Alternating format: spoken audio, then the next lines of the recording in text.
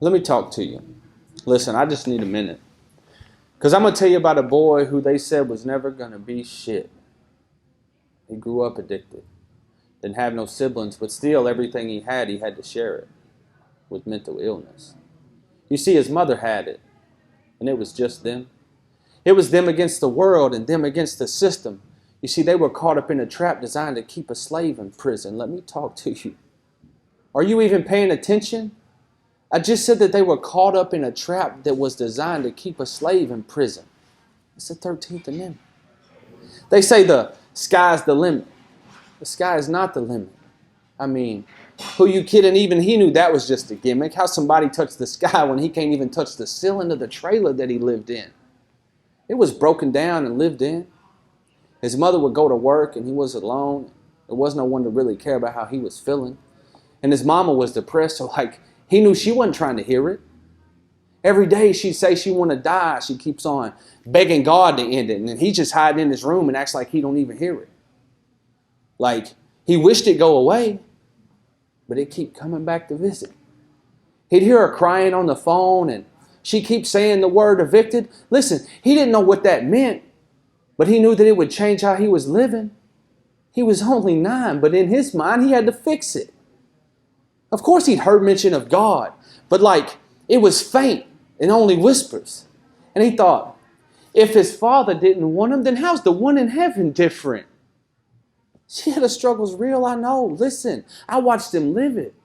But this story is for anyone who's been caught up in that system or who's ever been to sleep with no heat or no lights. Nothing but heat from a stovepipe. But this story's about the boy and his mother. It was so tight. They had a trauma bond and the boy would seek that out his whole life. But she persevered. She never even cared what kind of purse she wears. She lived for him. But looking at him, she couldn't help but feel all the pain in her heart that his dad had left her there. She never left from there. When she wasn't crying about a man and she was crying over late bills and he was 13 when he sold his first pain pill, it was the same still. Didn't really change nothing. She went to work more and he would stay blunted and she moved a man in, but the boy would take from him. He'd sell his weed at school. He loved to make money. Listen, they went from state funded to shrimp and steak money. She knew what he was doing, but she wasn't going to say nothing. And she was never scared. The boy, she was afraid of him. She'd find guns and drugs and she would pray for him. It was too late for him. There was no turning back because he would spend 20 and he would get 100 back. He fell in love with that. He couldn't get enough of it. By high school, you could get anything you want from it. It still wasn't enough for him. It's never enough for him. Listen, it wasn't the drugs. It was what they done for him. His mother told him it wouldn't last, that they would come for him. They come for him, had guns drawn, talking about get down on the ground for him. They found more than enough. He would go down for it. But of course, they'd hold it down for him, right? He had connections until this girl started sleeping with his best friend. And then his next friend.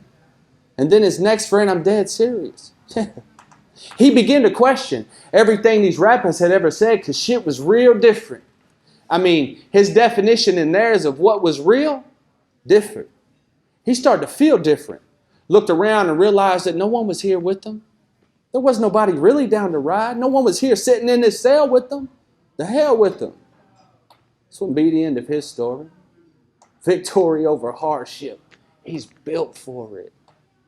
I mean, he'd kill for it. Another chance to rewrite his story, history. He grabbed a pen. He wrote the script for it.